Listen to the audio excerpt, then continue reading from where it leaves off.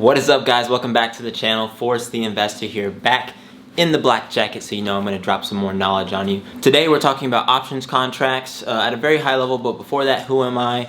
Again, I'm an investor. I invest in real estate, the stock market, and my goal is to help you become financially free and realize that investing is for everybody and it's not something that just those other guys do. So, options contracts. Hopefully at the end of this video you'll have enough knowledge to start trading options, but before that, really it'll just give you enough knowledge to start doing your own research and really dig in before you start trading, because they are complicated. There is a lot to them, and while you can make money, it is also really easy to lose money. So you may have heard of options as being this magical way to create a ton of money, and people, you know, betting on X stock and making $2,000, or someone said, you know, I bought some options and I put $300 in and I turned $300 into $10,000 and all these other crazy stories. And while that is entirely possible, that is not normal. It is not the norm. Options contracts at their essence are a way to bet on the price of a stock, and the amount of money that you make is based off of how right you are. That being said, those scenarios are real. But again, by the end of this video, I'm going to demystify some of those situations. You'll understand how, when somebody says they put $500 in and they turn it into $2,000 or $5,000, how that's actually possible. And then you can actually start to call BS on people too when they're talking about some of their trades. And who knows, maybe in a few months, you'll be the next option trading bonanza. I should put just one really quick disclaimer. Do not trade on margin. If you have heard about margin, or someone's trying to get you to open a margin account and you're just getting started, don't do it. Wait till you really understand how these things work. It's just not a good idea. You do not want to be borrowing money and then making really risky trades. It is not smart. You will definitely lose money when you first start, and you don't want to be losing money that you didn't have in the first place. If you don't understand why that's bad, then you really do not need to be doing that. Okay. Enough with the disclaimers, let's get into it. So an options contract at its essence is an agreement between a buyer and a seller that allows the purchaser of the contract, right, the person who is buying that options contract, to either buy or sell something at a specific price on a specific date. So again, it is an agreement between a buyer and a seller. There's a contract that is made that allows the person who's buying the contract to buy or sell something at a later date. So really what you're doing as a buyer of the contract, if you're thinking why would somebody want to do that, is you're betting on the future price of a stock. So if we take a step back and think about that, let's just say that there's a company, we'll call it ABC Company, and their stock price is $100. And I think that in 3 months, their stock price is going to be $150. It would be nice if in 3 months, the price is $150, if I could buy it for $100. Right? I'm basically getting $50 off. And that's what a call option contract would allow you to do. It basically says, regardless of what the price is on this specific date, you can buy it at this specific price. Now, similarly to that, a put option basically says, okay, I have ABC stock, it's worth $100, and I think that in 3 months, it's only going to be worth $50. It would be nice if even though the underlying security is only worth $50, I had the right to sell shares at $100, right? So it's only worth $50, but I'm selling it because of this contract for $100.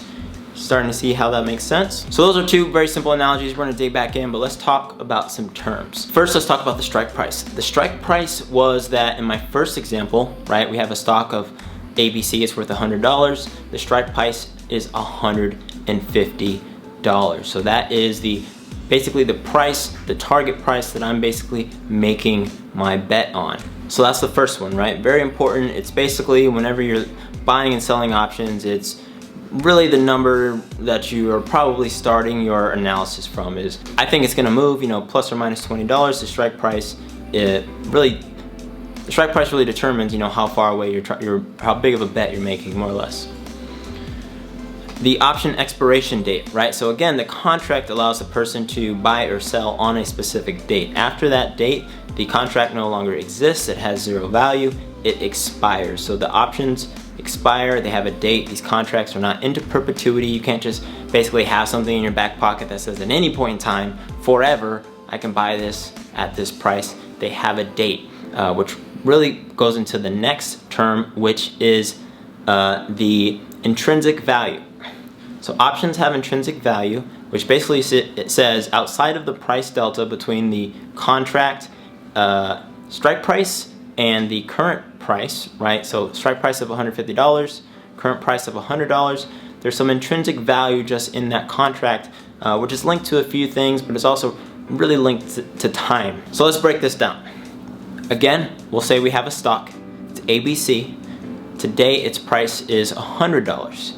In the future, I think it's going to be worth $150, and I want to buy an options contract that is at $100. That would allow me to buy it at $100. That's going to cost me something, right? And so part of that is time. In 3 months, the price might move. The person selling me the contract probably think it won't move. I'm buying the contract because I think it will, and there's some intrinsic value there. As we get closer to the date, that intrinsic value goes closer to zero. Basically what that means is, imagine if there's ABC stock, it's worth $100 today, right? And if the contract expires tomorrow and it has a strike price of $150, it's very unlikely that that contract is going to be worth anything, right? Because now I have the right to buy ABC stock at $100, and it's still $100, and it's not going to move up in a day. It's just very unlikely, right? So volatility, time, all of these things are wrapped up into intrinsic value, and there's a ton of complicated math there that I'm not going to go into in this video, but it's something that you need to understand specifically just with time. I've heard people buy options contracts and actually have the inverse be true about the way that they think about it, but just know that as you get closer to an option expiring, there's inherently less possible chances for different outcomes, right? If a stock isn't very volatile, it's very unlikely for its price to change a lot in a very short amount of time, right? The more time that you have, the more that things can change. Makes sense? Hope so, because that's all I'm going to say about it right now. And the very last term that I want to talk to you about is liking and subscribing to my channel. Please hit the like button. I highly appreciate it. I'm a small YouTuber, just started trying to get to 1,000 subscribers. So also hit the subscribe button. It's right over there, I think, in this corner somewhere. Just hit it. I appreciate it. If you have questions, drop them down in the comments. I'd love to answer them.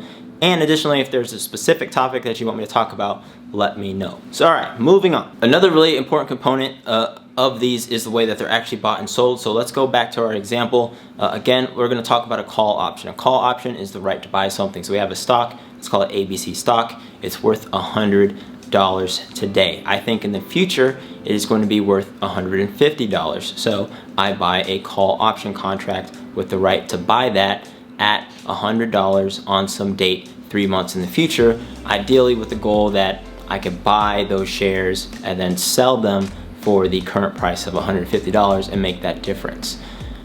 If you notice, there's got to be some number of shares that's bought. So options contracts by default are in a lot size of 100 shares. So when you actually buy one option contract, you're actually saying, I have the right to buy 100 of these at this price, or I have the right to sell 100 of these at this price to the person on the other side of that contract. That's pretty important. So when you look at prices, right, depending on the application that you're using, there's going to be some price for the value of that contract, and you're generally going to multiply that by 100, and that's going to be your entry fee into that contract. The other important part about that, right, is when I buy that contract, if I never exercise it or if I don't sell that option, that's the maximum amount of money that I can lose, right? So let's just say in this exact same scenario, it costs me $120 to buy this call option for, with a strike price of $150 in 3 months. All right, so say it has a December 5th expiry. That's not exactly 3 months, but it's in the future. It cost me $120. The most money that I could lose is $120. That just basically says I lose out on my bet.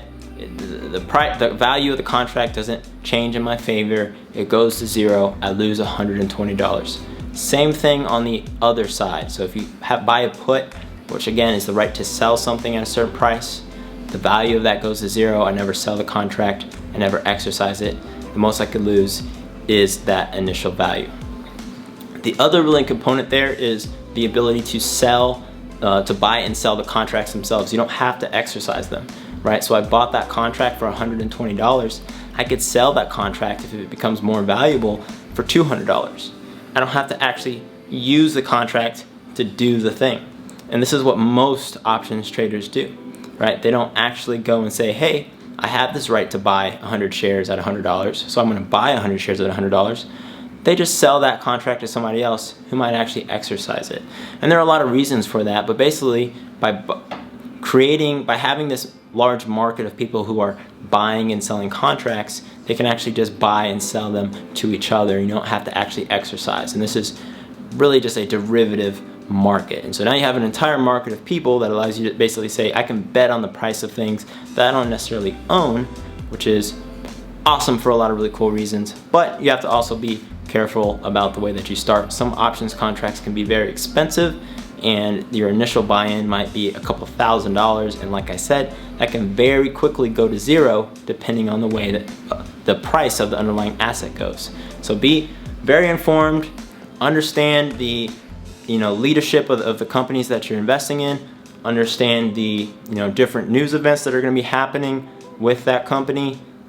These things affect the price greatly. You definitely want to have a plan, stick to your guns, and know when to cut your losses for sure. I'm not going to go into all the different ways to analyze these things. That is up to you. I'm just trying to describe what they are so that when you hear about them, you understand what they are and what the heck people are talking about. Okay, so talked about a bunch of stuff there. How do you start trading them? If you follow me, or if you see my other videos, you know that I use Robinhood for this channel. This channel is really focused on my journey from going from zero to $1 million on YouTube, showing that process. I trade options there as well. There is a little tutorial. There are tons of other YouTubers that have done an options trading tutorial. I might do one myself. I'll probably do that here at a later date. Just filming those videos takes a lot of time and editing and effort, but I will get to it. So yeah, you can use Robinhood. Most brokerages have the ability to trade options, but in general, you are gonna have to sign a different disclaimer to do that. And like I said earlier, do not trade on margin. Avoid it as a newbie. I would say, wait until you've executed maybe 100 trades or something before you use margin, because it is really risky. So that is it for this, I'd say, options almost like level 100 video. There is a lot of stuff there. I do buy and sell them myself. There are just tons of nitty-gritty details. There are tons of really great resources. I am going to create some more on this topic, but in the meantime, I highly encourage you to do some YouTube search for options contracts.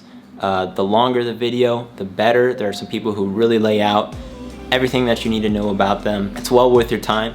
You can make a lot of money. I've made decent money on options trades. I've also lost, like I said, my entire initial buy-in just went to zero. It's entirely, I'd say it's just as likely as the inverse. So especially when you're getting started, right? Obviously when you have some experience, the goal is to make money. It's not a coin flip, right? But when you start out, you should expect to lose money. So learn about it. Plan for your first few trades to be learning experiences. Don't plan to make money. Again, I'll say it, do not plan to make money. Think of it as tuition that you're paying yourself to understand how they work. And the knowledge that you gain from those first few trades, right? The price that you pay there, the return on that will be massive in the future when you know what the heck you're doing. But with that, Forrest Knight, the investor, out. Appreciate you. See you in the next one.